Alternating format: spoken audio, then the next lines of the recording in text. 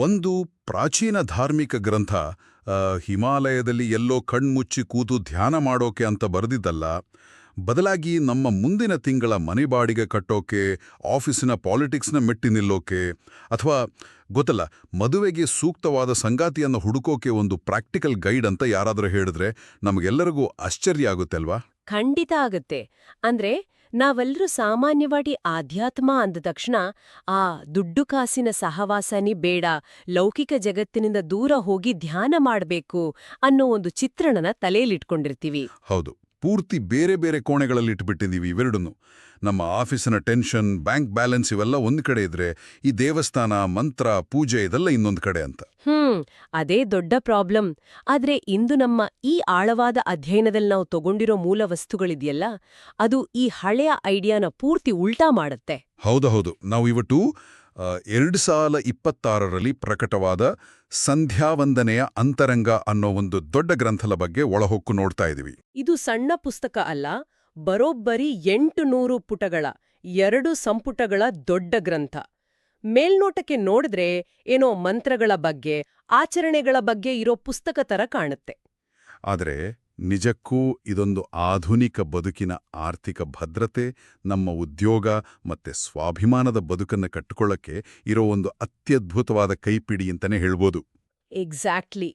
ಈ ಗ್ರಂಥದ ದೊಡ್ಡ ಕೊಡುಗೆ ಏನಂದ್ರೆ, ಈ ಮಂತ್ರ ಪಠಣದಂತಹ ಕಣ್ಣಿಗೆ ಕಾಣದ ಒಂದು ಆಧ್ಯಾತ್ಮಿಕ ಪ್ರಕ್ರಿಯೆ ನಮ್ಮ ಕಣ್ಣಿಗೆ ಸ್ಪಷ್ಟವಾಗಿ ಕಾಣುವ ದೈನಂದಿನ ಲೌಕಿಕ ಯಶಸ್ಸಿಗೆ, ಅಂದ್ರೆ ನಮ್ಮ ಬ್ಯಾಂಕ್ ಬ್ಯಾಲೆನ್ಸ್ಗೆ, ವೃತ್ತಿ ಜೀವನಕ್ಕೆ ಹೇಗೆ ಅಡಿಪಾಯ ಆಗತ್ತೆ ಅನ್ನೋದನ್ನ ಬಿಡಿಸಿ ಹೇಳೋದು. ಅಂದ್ರೆ ಇದೊಂದು ರೀತಿ ಮರದ ಬೇರು ಮತ್ತೆ ಹಣ್ಣುಗಳ ನಡುವೆ ಇರೋ ಸಂಬಂಧದ ಥರ ಅಲ್ವಾ? ಹೌದು, ಪರ್ಫೆಕ್ಟ್. ಆ ಬೇರು ಮತ್ತೆ ಹಣ್ಣುಗಳ ವಿಚಾರಕ್ಕೆ ಬರೋ ಮುಂಚೆ ಈ 800 ಪುಟಗಳ ಪುಸ್ತಕ ನಿಜಕ್ಕೂ ಹೇಗೆ ರಚನೆ ಆಗಿದೆ ಅಂತ ನಾವು ಅರ್ಥ ಮಾಡ್ಕೋಬೇಕು. ಸರಿ, ಇದನ್ನು ಸ್ವಲ್ಪ ಬಿಡಿಸಿ ನೋಡೋಣ. ಈ ಗ್ರಂಥನ 2 ಸಂಪುಟಗಳಾಗಿ ಡಿವೈಡ್ ಮಾಡಿದ್ದಾರೆ.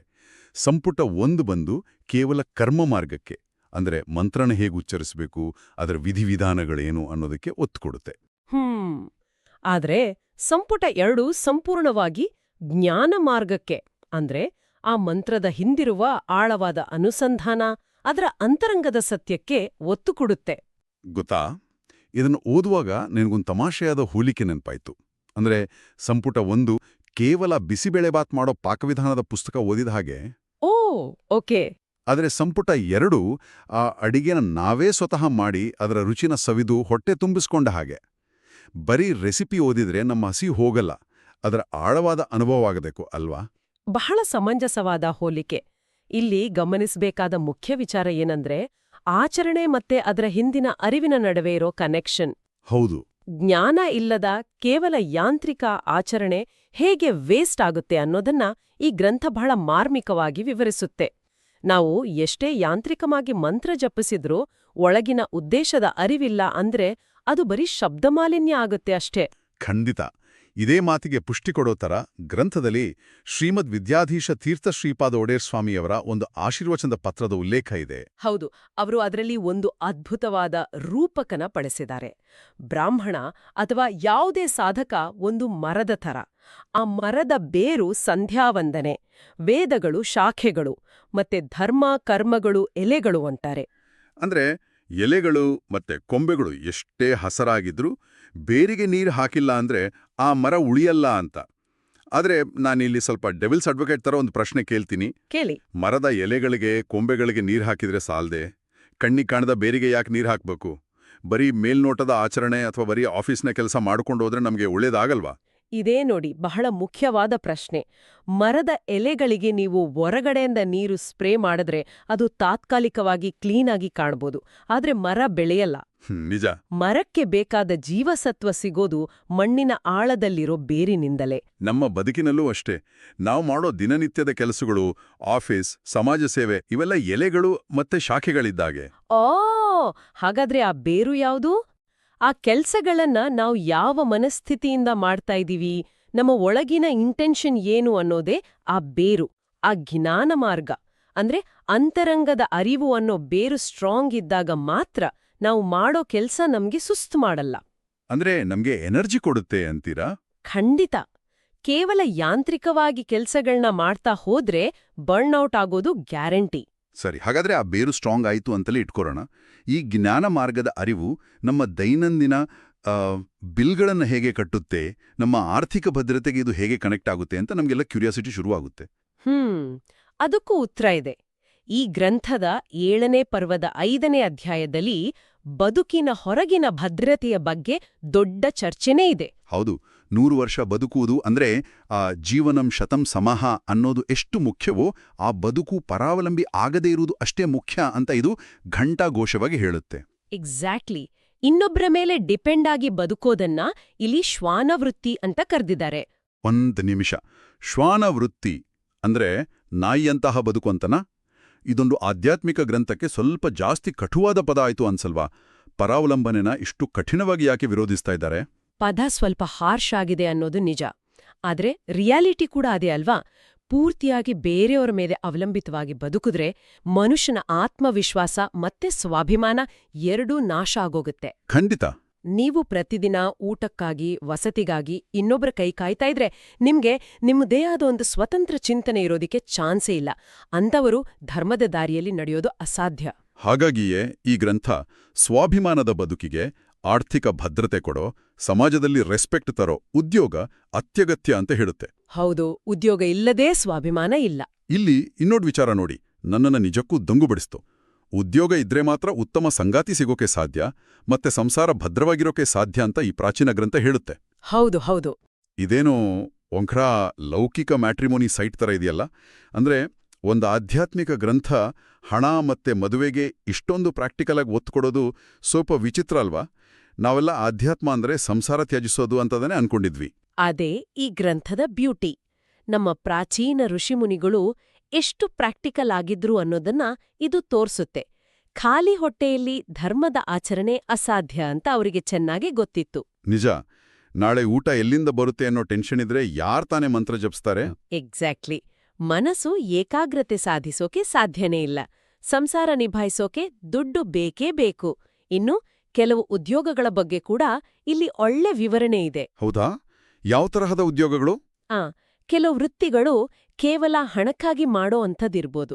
ಸಮಾಜದಲ್ಲಿ ಅದಕ್ಕೆ ಅಷ್ಟೊಂದು ಆಧ್ಯಾತ್ಮಿಕ ಗೌರವ ಇಲ್ದೇ ಇರ್ಬೋದು.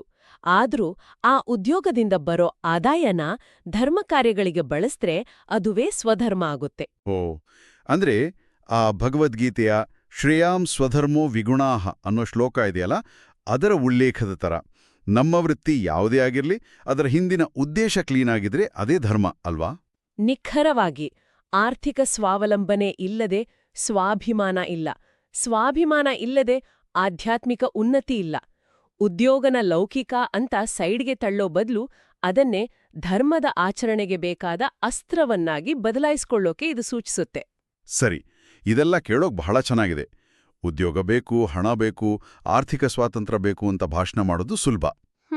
ಆದ್ರೆ ಇವತ್ತಿನ ಕಾಂಪಿಟೇಟಿವ್ ಜಗತ್ತಿನಲ್ಲಿ ಒಂದು ಒಳ್ಳೆ ಜಾಬ್ ಗಿಟ್ಕೊಳ್ಳೋದು ಅಂದ್ರೆ ಅದು ಮಹಾಯುದ್ಧನೇ ಸರಿ. 100 ಜನ ಒಂದೇ ಪೋಸ್ಟ್ಗೆ ಅಪ್ಲೈ ಮಾಡ್ತಾರೆ. ಹೌದು ಹೌದು.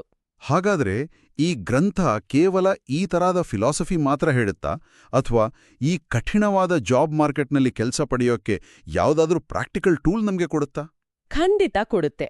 ಆ ಟೂಲ್ ನಮ್ಗೆಲ್ಲರಿಗೂ ಚಿರಪರಿಚಿತವಾಗಿರೋದೆ. ಆದ್ರೆ ನಾವದನ್ನ ಪೂರ್ತಿಯಾಗಿ ತಪ್ಪು ದೃಷ್ಟಿಕೋನದಿಂದ ಬಳಸ್ತಾ ಇದ್ದೀವಿ. ಅದೇ ಗಾಯತ್ರಿ ಮಂತ್ರ. ಕೊಡುವ ಅಥವಾ ಏನೋ ಬುದ್ಧಿಶಕ್ತಿ ಹೆಚ್ಚಿಸ್ಕೊಳ್ಳಕ್ಕೆ ಜಪಿಸುವ ಒಂದು ಪ್ರಾರ್ಥನೆ ಅಂತ. ಇದು ನಮ್ಮ ಉದ್ಯೋಗಕ್ಕೆ ಹೇಗೆ ಹೆಲ್ಪ್ ಮಾಡುತ್ತೆ? ಅದೇ ನೋಡಿ ಮ್ಯಾಜಿಕ್. ಈ ಗ್ರಂಥದಲ್ಲಿ ಗಾಯತ್ರಿ ಮಂತ್ರದ ಪ್ರತಿಯೊಂದು ಪದವನ್ನು ನಮ್ಮ ಉದ್ಯೋಗದ ಭದ್ರತೆಗೆ, ನಮ್ಮ ಕೆರಿಯರ್ ಪ್ರೋಗ್ರೆಸ್ಗೆ ನೇರವಾಗಿ ಲಿಂಕ್ ಮಾಡಿದ್ದಾರೆ. ವಾವ್! ಆ ಪದಗಳ ಅರ್ಥನ ಕೇವಲ ಮೋಕ್ಷಕ್ಕೆ ಅಂತ ಸೀಮಿತಗೊಳಿಸದೆ ನಮ್ಮ ದಿನನಿತ್ಯದ ಆಫೀಸ್ ಪ್ರಾಬ್ಲಮ್ಸ್ನ ಸಾಲ್ವ್ ಮಾಡೋ ಸೂತ್ರವಾಗಿ ಬಿಡಿಸಿರೋದು ನಿಜಕ್ಕೂ ಅದ್ಭುತ. ಹೌದಾ? ಹಾಗಾದ್ರೆ ತಡ ಮಾಡೋದು ಬೇಡ, ಆ ಪ್ರತಿಯೊಂದು ಪದದ ಹಿಂದಿರೋ ಕೆರಿಯರ್ ಸೀಕ್ರೆಟ್ನ ಬಿಡಿಸಿ ನೋಡೋಣ. ಮೊದಲಿಗೆ ತತ್, ಈ ಪದದ ಅರ್ಥನ ಗ್ರಂಥದಲ್ಲಿ ಹೇಗೆ ಹೇಳಿದರೆ? ತತ್ ಅಂದ್ರೆ ಭಗವಂತನು ನಾವು ಉದ್ಯೋಗ ಮಾಡೋಕೆ ಬೇಕಾದ ಸೂಕ್ತವಾದ ದೇಶ ಮತ್ತು ಕಾಲಗಳನ್ನ ಕಲ್ಪಿಸಿಕೊಡುವವನು ಅಂತ ಅರ್ಥ. ಅಂದ್ರೆ ನೀವು ಎಷ್ಟೇ ಟ್ಯಾಲೆಂಟೆಡ್ ಆಗಿರ್ಬೋದು, ಆದ್ರೆ ಸರಿಯಾದ ಟೈಮ್ನಲ್ಲಿ ಸರಿಯಾದ ಜಾಗದಲ್ಲಿ ಒಂದು ಅವಕಾಶ ಕ್ರಿಯೇಟ್ ಆಗ್ಬೇಕು ತಾನೆ. ಆ ಅವಕಾಶನ ನಿರ್ಮಿಸಿಕೊಡುವ ಶಕ್ತಿನೇ ತತ್. ಓ, ಅಂದ್ರೆ ರೈಟ್ ಪ್ಲೇಸ್ ಮತ್ತೆ ರೈಟ್ ಟೈಮ್ನಲ್ಲಿ ಆಪರ್ಚುನಿಟಿ ನಮ್ಮ ಕಣ್ಣಿಗೆ ಬೀಳೋ ಥರ ಮಾಡೋದು. ಸೂಪರ್. ಇನ್ನು ಎರಡನೆಯ ಪದ ಸವಿತುಹು. ಇದರ ಅರ್ಥ ಏನು? ನೋಡಿ, ಕೇವಲ ಅವಕಾಶ ಸೃಷ್ಟಿಯಾದ್ರೆ ಸಾಲ್ದು, ಆ ಉದ್ಯೋಗನ ದಕ್ಷತೆಯಿಂದ ಮಾಡೋಕೆ ಬೇಕಾದ ಶಾರೀರಿಕ ಮತ್ತೆ ಇಂದ್ರಿಯಗಳ ಸಾಮರ್ಥ್ಯ ಬೇಕು ಅಲ್ವಾ? ಹೌದು. ದೈಹಿಕ ಆರೋಗ್ಯ, ಮಾನಸಿಕ ಸ್ಥೈರ್ಯ ಎಲ್ಲ ಬೇಕು. ಅದೇ, ಆ ಬುದ್ಧಿಶಕ್ತಿ ಮತ್ತೆ ಆರೋಗ್ಯನ ಕೊಡೋವನೇ ಸವಿತುಹು. ಇದು ನಾವು ಆಫೀಸ್ನಲ್ಲಿ ಬರ್ನ್ಔಟ್ ಆಗದಂತೆ ತಡೆಯುವ ಒಂದು ಆಂತರಿಕ ಶಕ್ತಿ. ವಾವ್! ಕೇವಲ ಜಾಬ್ ಸಿಕ್ಕರೆ ಸಾಲ್ದು, ಅದನ್ನ ನಿಭಾಯಿಸೋ ತಾಕತ್ತೂ ಬೇಕು. ಇನ್ನು ಮೂರನೇದು ವರೇಣ್ಯಂ. ವರೇಣ್ಯಂ ಅಂದ್ರೆ ಭಕ್ತರ ಬದುಕಿಗೆ ಯಾವುದೇ ಕೊರತೆ ಆಗದಂತೆ ಉದ್ಯೋಗದಲ್ಲಿ ಒಂದು ಸ್ಟೆಬಿಲಿಟಿ, ಒಂದು ಭದ್ರತೆ ಒದಗಿಸುವ ಗುಣ. ಅಂದ್ರೆ ನೇರವಾಗಿ ಹೇಳ್ಬೇಕು ಅಂದ್ರೆ ಜಾಬ್ ಸೆಕ್ಯೂರಿಟಿ. ಹೌದು, ಇಂದಿನ ಕಾರ್ಪೊರೇಟ್ ಜಗತ್ತಿಗೆ ಅತಿ ಹೆಚ್ಚು ಬೇಕಾಗಿರೋದೇ ಇದು. ಖಂಡಿತ. ಆದರೆ ನನಗಿಲ್ಲಿ ಒಂದು ಅತಿ ದೊಡ್ಡ ಕನ್ಫ್ಯೂಷನ್ ಇದೆ. ಏನು? ಮುಂದಿನ ಪದ ಭರ್ಗಃ. ಸಾಮಾನ್ಯವಾಗಿ ಪಂಡಿತರು ಇದನ್ನ ಪಾಪಗಳ ನಾಶ ಅಂತ ವಿಶ್ಲೇಷಿಸ್ತಾರೆ. ಆದರೆ ಈ ಗ್ರಂಥದಲ್ಲಿ ಉದ್ಯೋಗ ಸಿಗೋಕೆ ಇರೋ ಅಡೆತಡೆಗಳನ್ನ, ಅಂದ್ರೆ ನಮ್ಮ ಹಿಂದಿನ ಪ್ರಾರಬ್ಧ ಕರ್ಮಗಳ ಅಡ್ಡಿಯನ್ನ ನಾಶ ಮಾಡೋ ಶಕ್ತಿ ಅಂತ ಹೇಳಿದಾರಂತೆ. ನಾನಿಲ್ಲಿ ಮತ್ತೆ ಸ್ವಲ್ಪ ಡೆವಿಲ್ಸ್ ಅಡ್ವೊಕೇಟ್ ಆಗ್ತೀನಿ. ಕೇವಲ ಒಂದು ಪದನ ಉಚ್ಚರಿಸೋದ್ರಿಂದ ನಮ್ಮ ಹಳೆಯ ಕೆಟ್ಟ ರೆಸ್ಯೂಮೆ ಸರಿಯಾಗುತ್ತಾ? ಅಥವಾ ನಮ್ಮನ್ನ ಟಾರ್ಗೆಟ್ ಮಾಡೋ ಆಫೀಸ್ನ ಬಾಸ್ನ ಮೈಂಡ್ ಬದಲಾಗುತ್ತಾ? ಒಂದು ಕಣ್ಣಿಗೆ ಕಾಣದ ಮಂತ್ರ ನಮ್ಮ ಕೆರಿಯರ್ನ ಪ್ರಾಕ್ಟಿಕಲ್ ಪ್ರಾಬ್ಲಮ್ಸ್ನ ಹೇಗೆ ಸಾಲ್ವ್ ಮಾಡುತ್ತೆ? ಇದು ಬಹಳ ಲಾಜಿಕಲ್ ಆದ ಪ್ರಶ್ನೆ. ಮಂತ್ರ ನಿಮ್ಮ ರೆಸ್ಯೂಮೇನ ತಿದ್ದಿ ಬರೆಯಲ್ಲ ಅನ್ನೋದು 100ಕ್ಕೆ 100 ನಿಜ. ಆದ್ರೆ ಇಲ್ಲಿ ಪ್ರಾರಬ್ಧ ಕರ್ಮ ಅಂದ್ರೆ ನಮ್ಮ ಒಳಗಿನ ನಕಾರಾತ್ಮಕತೆ, ಆ ಸೋಲಿನ ಭಯ, ಅಥವಾ ಎಷ್ಟೇ ನಾಲೆಜ್ ಇದ್ರೂ ಇಂಟರ್ವ್ಯೂನಲ್ಲಿ ಬರೋ ಆ ಕಾನ್ಫಿಡೆನ್ಸ್ ಕೊರತೆ. ಎಷ್ಟೋ ಬಾರಿ ನಮ್ಗೆ ಟ್ಯಾಲೆಂಟ್ ಇರತ್ತೆ, ಆದ್ರೆ ಯಾವುದೋ ಅಜ್ಞಾತ ಆತಂಕದಿಂದ ಆ ಜಾಬ್ ಕೈತಪ್ಪಿ ಹೋಗುತ್ತೆ. ಹೌದು, ನರ್ವಸ್ನೆಸ್ ಇಂದ. ಎಕ್ಸಾಕ್ಟ್ಲಿ. ಮಂತ್ರದ ನಿರಂತರ ಪಠಣ ನಮ್ಮ ಚದುರಿದ ಮಾನಸಿಕ ಶಕ್ತಿನ ಒಗ್ಗೂಡಿಸುತ್ತೆ. ನಮ್ಮೊಳಗಿನ ಅಡೆತಡೆಗಳನ್ನ ಭಸ್ಮ ಮಾಡೋ ಶಕ್ತಿನೇ ಈ ಭರ್ಗಃ. ಓ, ಇದನ್ನ ನಾನು ಈ ರೀತಿ ನೋಡಬಹುದೇ? ಇದೊಂದು ಆಧ್ಯಾತ್ಮಿಕ ಲೇಸರ್ ಕಿರಣ ಇದ್ದ ಹಾಗೆ. Wow, perfect analogy. ಒಂದು ಸಾಮಾನ್ಯ ಬಲ್ಬ್ನ ಬೆಳಕು ಇಡೀ ರೂಮ್ನ ಬೆಳಗುತ್ತೆ, ಆದ್ರೆ ಅದಕ್ಕೆ ಯಾವುದೇ ಪವರ್ ಇರಲ್ಲ.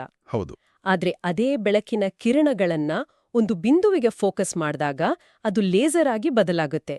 ಆಗ ಅದಕ್ಕೆ ಕಬ್ಬಿಣನ ಕತ್ತರಿಸೋ ಶಕ್ತಿ ಕೂಡ ಬರುತ್ತೆ. ಅಂದ್ರೆ ಮಂತ್ರ ನಮ್ಮ ಮನಸ್ಸಿನ ಆಲೋಚನೆಗಳನ್ನ ಫೋಕಸ್ ಮಾಡಿ ವೃತ್ತಿ ಜೀವನದ ದಾರಿಯಲ್ಲಿರೋ ಆ ಕಸನ, ಅಡೆತಡೆಗಳನ್ನ ಗುಡಿಸಿ ಹಾಕುವ ಒಂದು ಲೇಸರ್ನಂತೆ ಕೆಲಸ ಮಾಡುತ್ತೆ. ಹೌದು, ಎಂಥ ಅದ್ಭುತವಾದ ಚಿಂತನೆಯಲ್ವಾ? ಲೇಸರ್ನಂತಹ ಆ ಏಕಾಗ್ರತೆ ಬಂದ್ರೆ ಜಗತ್ತಿನ ಯಾವ ಅಡೆತಡೆಯನ್ನಾದ್ರೂ ನಾವು ಮೀರಬಹುದು. ಖಂಡಿತ. ಇನ್ನು ಕೊನೆಯದಾಗಿ ದೇವಸ್ಯ. ದೇವಸ್ಯ ಅಂದ್ರೆ ಕೇವಲ ಉದ್ಯೋಗ ಸಿಕ್ಕರೆ ಸಾಲ್ದು, ಆ ಉದ್ಯೋಗದಿಂದ ನಮ್ಮ ಬದುಕು ಹಸನಾಗಿ ನಾವದನ್ನ ಆನಂದಿಸುವಂತೆ ಮಾಡೋನು. ಅಂದ್ರೆ ಲಕ್ಷಗಟ್ಲೆ ಸಂಬಳ ಇದ್ರೂ ನೆಮ್ಮದಿ ಇಲ್ದೋರನ್ನ ನಾವು ನೋಡಿದೀವಿ. ಹೌದು, ಸದಾ ಒತ್ತಡ ಇರುತ್ತೆ. ಹಾಗಾಗಿ ಮಾಡೋ ಕೆಲ್ಸದಲ್ಲಿ ಆನಂದನ, ಖುಷಿನ ದಯಪಾಲಿಸುವನೇ ದೇವಸ್ಯ. ಅಂದ್ರೆ ಕೇವಲ ಜೇಬು ತುಂಬೋದಲ್ಲ, ಮನಸ್ಸೂ ತುಂಬಬೇಕು ಅಂತ. ಖಂಡಿತ. ಇದೇ ಸಂದರ್ಭದಲ್ಲಿ ಗ್ರಂಥವು ಮಹಾಭಾರತದ ಯುಧಿಷ್ಠಿರನ ಉದಾಹರಣೆನ ಬಹಳ ಸುಂದರವಾಗಿ ಕೊಟ್ಟಿದೆ. ಯುಧಿಷ್ಠಿರ, ಆತ ರಾಜ ಅಲ್ವಾ? ಉದ್ಯೋಗದ ಜೊತೆ ಹೇಗೆ ಕನೆಕ್ಟ್ ಆಗುತ್ತೆ? ನೋಡಿ, ಜೂಜಿನಲ್ಲಿ ತನ್ನ ರಾಜ್ಯ, ಸಂಪತ್ತು ಎಲ್ಲಾ ಕಳ್ಕೊಂಡು ಕಾಡುಪಾಲಾಗಿದ್ದ ಯುಧಿಷ್ಠಿರ ಆಮೇಲೆ ಭಗವಂತನ ಕೃಪೆಯಿಂದ ಮತ್ತೆ ರಾಜ್ಯಭಾರ ಪಡೆದು ಪ್ರಜಾಪತಿಯಾಗ್ತಾನೆ. ಅಂದ್ರೆ ಒಂದು ರೀತಿಯಲ್ಲಿ ಆ ಕಾಲದ ಸಿಇಒ ಆಗ್ತಾನೆ. ಓಹ್, ಉದ್ಯೋಗದ ಪರಮಾವಧಿ. ಹೌದು. ನಮಗೂ ಸಹ ಅಂತಹ ಉನ್ನತ ಮಟ್ಟದ ಜಾಬ್ ಸಿಗ್ಲಿ ಅಂತ ದೇವರನ್ನ ಪ್ರಜಾಪತಿಯ ರೂಪದಲ್ಲಿ ಧ್ಯಾನಿಸಬೇಕು ಅಂತ ಈ ಗ್ರಂಥದಲ್ಲಿ ತಿಳಿಸಲಾಗಿದೆ. ಗಾಯತ್ರಿ ಮಂತ್ರದ ಈ ಡಿಫ್ರೆಂಟ್ ಎಕ್ಸ್ಪ್ಲನೇಷನ್ ನಮ್ಮ ಆಧ್ಯಾತ್ಮಿಕ ಚಿಂತನೆಯ ದಿಕ್ಕನ್ನೇ ಬದಲಾಯಿಸುತ್ತೆ ಬಿಡಿ. ಭಗವಂತ ಕೇವಲ ದೇವಸ್ಥಾನದಲ್ಲಿ ಕೂತು ಹೂ ಹಣ್ಣು ತಗೊಳ್ಳೋನ್ ಮಾತ್ರ ಅಲ್ಲ. ಖಂಡಿತ ಅಲ್ಲ. ಆತ ನಮ್ಮ ಆಫೀಸ್ನಲ್ಲಿ, ನಮ್ಮ ಲ್ಯಾಪ್ಟಾಪ್ನ ಮುಂದೆ, ನಮ್ಮ ಉದ್ಯೋಗದ ಟಫ್ ಜರ್ನಿಯಲ್ಲಿ ಒಬ್ಬ ಮೆಂಟರ್ ಆಗಿ ನಮ್ಮ ಜೊತೆ ಇರ್ತಾನೆ ಅನ್ನೋ ಒಂದು ಸ್ಟ್ರಾಂಗ್ ಫೀಲಿಂಗ್ನ ಇದು ಕೊಡುತ್ತೆ. ಹೌದು, ಅದೇ ಇದರ ಹೈಲೈಟ್. ಸರಿ, ಈಗ ನಮಗೆ ಉದ್ಯೋಗದ ಮಹತ್ವ ಗೊತ್ತಾಯ್ತು. ಆ ಲೇಸರ್ ಕಿರಣದಂಥ ಮಂತ್ರನ ಬಳಸಿ ಜಾಬ್ ಕೂಡ ತಗೊಂಡ್ವಿ ಅಂತಾನೆ ಇಟ್ಕೊಳ್ಳೋಣ. ಅಲ್ಲಿಗೆ ನಮ್ಮ ಕೆಲಸ ಮುಗೀತಾ? ಇಲ್ಲವಲ್ಲ. ಅಂದ್ರೆ ಪ್ರತಿದಿನ ಆಫೀಸ್ಗೆ ಹೋಗಿ ಬೆಳಗ್ಗೆ 9ರಿಂದ ಸಂಜೆ 5ರವರೆಗೆ ಕೇವಲ ಗಡಿಯಾರ ನೋಡ್ಕೊಂಡು ಯಾಂತ್ರಿಕವಾಗಿ ಕೆಲಸ ಮಾಡಿದ್ರೆ ಸಾಲ್ದಾ? ಖಂಡಿತ ಸಾಲ್ದು. ಇಲ್ಲಿಯೇ ಈ ಗ್ರಂಥ ತನ್ನ ಅತ್ಯಂತ ಆಳವಾದ ಕಾನ್ಸೆಪ್ಟ್ನ ಪರಿಚಯ ಮಾಡೋದು. ಮಂತ್ರದ ಅರ್ಥ ತಿಳಿದು ಜಪಿಸಿದ್ರೆ ಮಾತ್ರ ಸಾಲ್ದು, ಅದಕ್ಕೊಂದು ಆಳವಾದ ಸಮರ್ಪಣಾ ಭಾವ ಇರ್ಬೇಕು. ಓಕೆ. ಆ ಮೈಂಡ್ಸೆಟ್ನ, ಆ ಮನಸ್ಥಿತಿನೇ ಈ ಗ್ರಂಥದಲ್ಲಿ ಅನುಸಂಧಾನ ಅಂತ ಕರೆದಿದ್ದಾರೆ. ಬದುಕಿನ ಪ್ರತಿಯೊಂದು ಚಟುವಟಿಕೆನೂ, ನಾವು ಮಾಡೋ ಆಫೀಸಿನ ಕೆಲ್ಸನೂ ಭಗವಂತನಿಗೆ ಅರ್ಪಿಸುವ ಮನೋಭಾವನೆ ಈ ಅನುಸಂಧಾನ. ಇದನ್ನೇ ರಿಯಲ್ ಲೈಫ್ನಲ್ಲಿ ಅಳವಡಿಸಿಕೊಂಡ ಒಂದು ಅದ್ಭುತವಾದ ಉದಾಹರಣೆನ ಗ್ರಂಥದ ಸಮರ್ಪಣಾ ಪುಟದಲ್ಲೇ ಕೊಟ್ಟಿದ್ದಾರೆ. ವೇದಮೂರ್ತಿ ರಾಮನಾಥ ಅಪ್ಯಾಯ ಭಟ್ಟರು ಅನ್ನೋರು. ಹೌದು ಹೌದು, ಅವರು ತಮ್ಮ ಕೇವಲ 14ನೇ ವಯಸ್ಸಿನಿಂದ ಬರೋಬ್ಬರಿ 5 ದಶಕಗಳ ಕಾಲ, ಅಂದ್ರೆ ಅರ್ಧ ಶತಮಾನ, ಕೋಟೇಶ್ವರದ ಶ್ರೀ ವೀರಮಾರುತಿ ದೇವಸ್ಥಾನದಲ್ಲಿ ಅರ್ಚಕರಾಗಿ ಸೇವೆ ಮಾಡಿದ್ದಾರೆ. ಗ್ರೇಟ್ ಅಲ್ವಾ?